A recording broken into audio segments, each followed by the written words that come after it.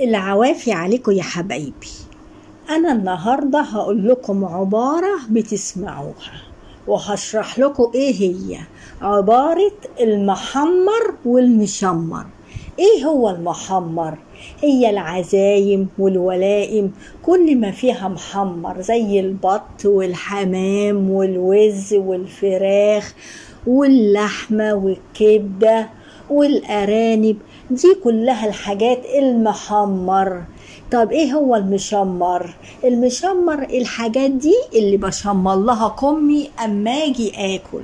ما كنتش هشمر للحاجات دي كمي، هشمر للفول والطعمية للحاجات دي عشان كمي ما يتبقعش من سمنة من دهون ادي، فبشمر. ربنا يزيدكم ويفتح عليكم ويبقى الخير عندكم والعزايم دايما تبقى عندكم.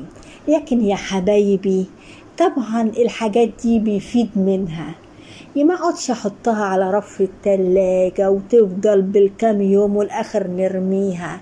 بعد ما يخلص العزومة افرق بقى لحد من قرايبي محتاج وعلى قده، جيراني وعندها عيال كتير اديها، حارس البيت اديله. دايما كده يا حبايبي ناكل ونأكل غيرنا، يحصل البركة في عيشتنا، ما ناكلش لوحدنا. ها يا حبايبي، حتى يا حبايبي انتوا بتجيبوا البط والفراخ وكده، لا بتاكلوا الرقب ولا بتاكلوا الجناحات ولا القوانص.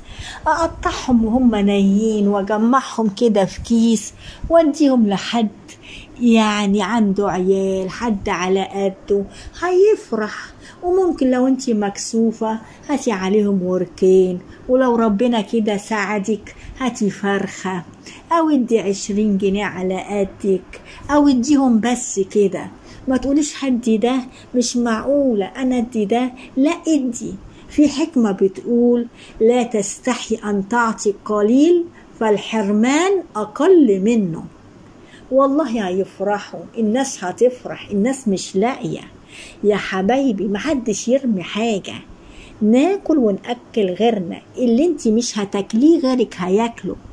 جبتي سندوتشات فول وطعمية كلتي واتبقى سندوتش ولا 2، وحد معاكي بيقضيكي الحاجة الطلبات من تحت، ادهم له.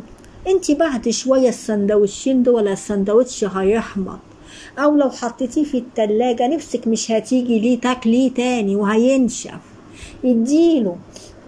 ولو جايبة سندوتشات وسعي شوية، جارتك معاها عيال تدي كل عيل سندوتش، حارس البيت عنده عيال قد كده برضو اديله. يا ولاد الحاجات دي بتعمل سعادة وتوسع الرزق وتخلي هرمون السعادة عندك في أعلى درجاته، ودايما الرزق عندك. اما بتيجي اعملي وليمة، الناس اللي بيجي يزورك جايبة شيء وشويات فاكهة وحلويات، فرقي منها، فرقي على جيرانك.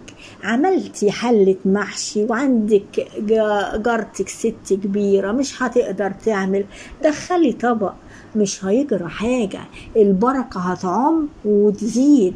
يا حبايبي اسمعوا كلام خالتي تونا، هتفضل الخير دايما عندكم والسعادة، وتمسوا بالخير يا حبايبي.